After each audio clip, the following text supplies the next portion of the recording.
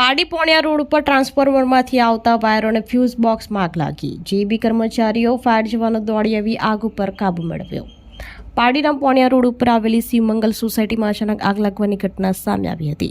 સોસાયટીમાં આવેલા જીબીના ટ્રાન્સફોર્મર અને ફ્યુઝ બોક્સમાં આગ ફાટી નીકળી હતી।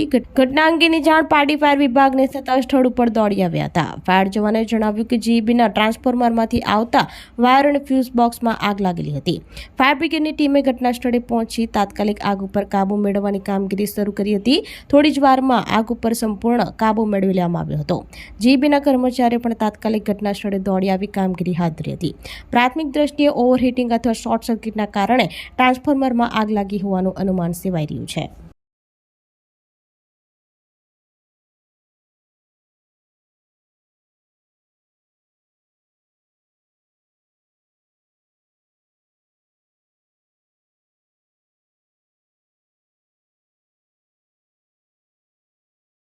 સૌથી પહેલા તો અમને કોલ મળ્યો કે પોણિયા રોડ પર જે શિવમંગલ નામની સોસાયટી આવેલી છે અહીંયા કઈ આગ લાગી છે એમ।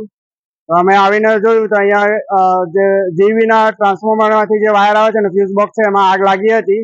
ઘટના સ્થળ પર અમે આવી ગયા અને આગ કંટ્રોલ કરી હતી અને જીબી વાળા પણ આવી ગયા હતા ઘટના સ્થળ પર।